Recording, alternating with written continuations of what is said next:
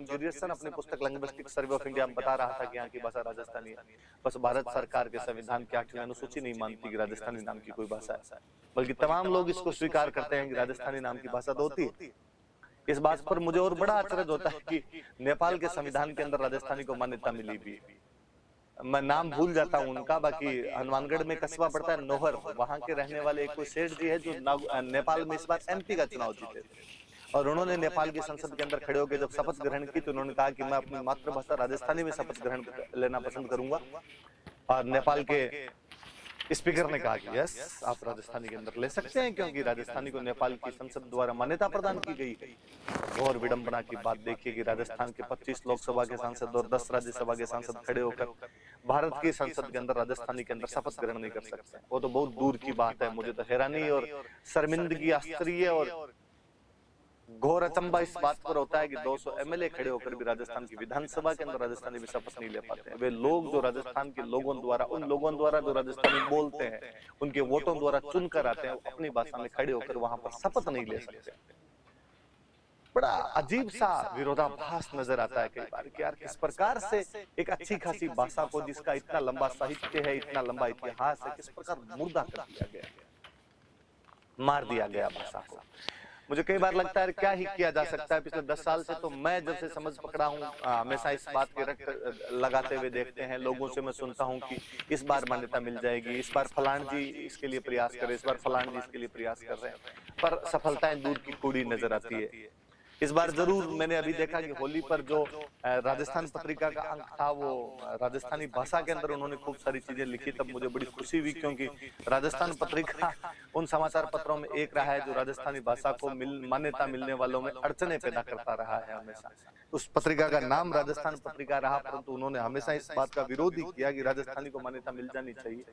और अक्सर पता नहीं लोग कहां से ये निकाल के लाते हैं कि राजस्थानी को जब मान्यता मिल जाएगी तो इसे हिंदी को नुकसान पहुंचेगा। मुझे लगता है यार, जब आपने मैथिली को, उनको जब मान्यता दे रखी है, उससे यदि इसको असर नहीं पड़ा है, हिंदी को कोई असर नहीं पड़ा, जबकि वो तो पूरी तरीके से हिंदी की एक बोली है मैथिली, उसके बावजूद असर नहीं पड़ रहा है, तो राजस्थानी तो अलग है।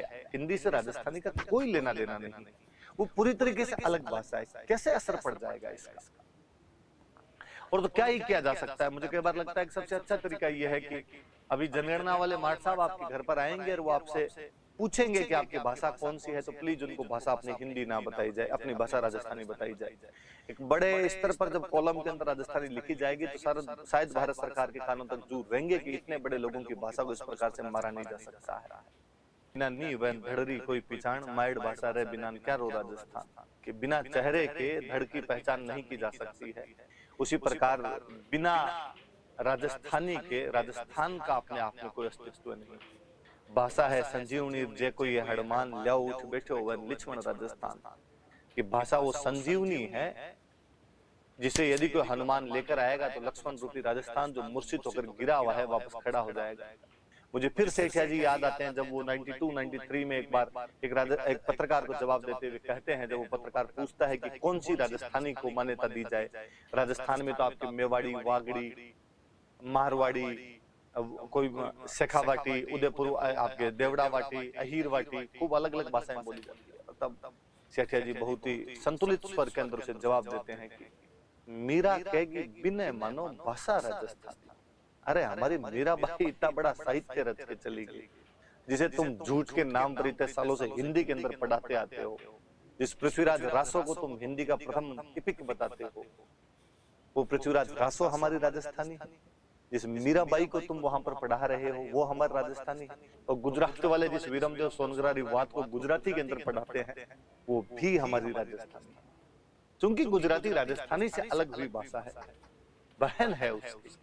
तो स्वाभाविक बात है कि उनके अंदर आपको साम्यता दिखाई देगी। इसका मतलब ये नहीं कि आप चोरी करके वीरमदेव सोनग्रारी वाद को पूरी तरीके से गुजराती बता दी जाए।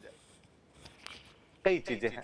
आपसे अनुरोध कि आप ये काम कीजिए इस बार, कि आपसे यदि पूछे वो कि मातृभाषा कौन सी है तो राजस्थानी बताई जाए, वो नहीं पूछे तो भी बताया जाए कि कॉलम में हिंदी मत भर देना। वरना जनगणना वाले मार्ट साहब भी आपसे कई बार पूछते ही नहीं, अपने आप ही कुछ कॉलम तो भर लेते हैं। इस बार उनको कहना इधर इधर राजस्थानी भरा जाए, बाकी बात देखेंगे और क्या।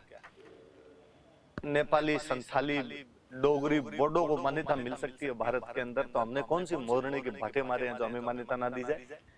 तो थोड़ा सा ध्यान रखना। और